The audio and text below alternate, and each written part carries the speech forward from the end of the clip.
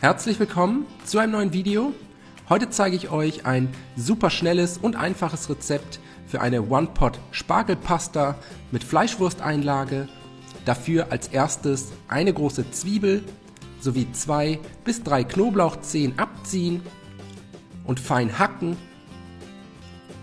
Wenn das erledigt ist, bereiten wir noch die restlichen Zutaten vor. Ich habe hier 250 Gramm Fleischwurst, einfach der Länge nach in Streifen und dann in Würfel schneiden.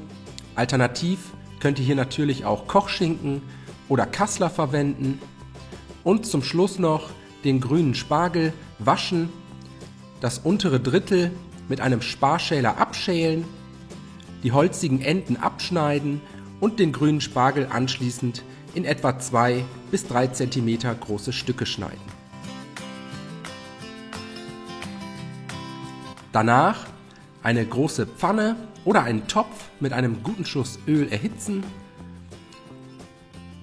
Jetzt erstmal Zwiebeln und Knoblauch in die Pfanne geben und bei mittlerer Hitze und gelegentlichem Wenden für 2 bis 3 Minuten glasig anschwitzen.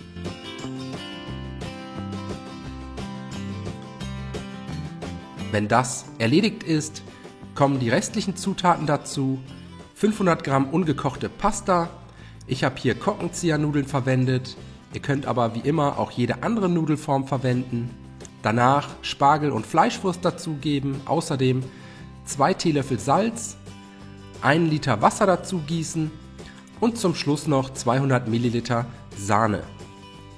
Anschließend alles einmal gut umrühren, damit sich alle Zutaten gleichmäßig verteilen können. Die Pasta zum Kochen bringen und sobald sie kocht, mit geschlossenem Deckel für etwa 10 bis 12 Minuten bei niedriger Hitze langsam köcheln lassen, bis die Pasta gar ist. In der Zwischenzeit können wir noch etwas Parmesan fein reiben. Außerdem die Pasta zwischendurch immer mal wieder umrühren, damit nichts am Topfboden anbrennen kann. Und dann mit geschlossenem Deckel so lange weiter köcheln lassen, bis die Nudeln gar sind und die Flüssigkeit nahezu komplett aufgesogen haben. Zum Schluss noch etwas geriebenen Parmesan dazugeben, außerdem eine gute Prise frisch gemahlenen Pfeffer und wer mag, kann auch noch ein paar Spritzer Zitronensaft dazugeben. Alles ein letztes Mal gut umrühren, den Parmesan schmelzen lassen und dann können wir auch schon anrichten, die One-Pot-Pasta dafür auf tiefen Tellern verteilen und servieren. Ich hoffe, euch hat das Video gefallen. Ich wünsche euch viel Spaß beim Nachkochen. Bis zum nächsten Mal.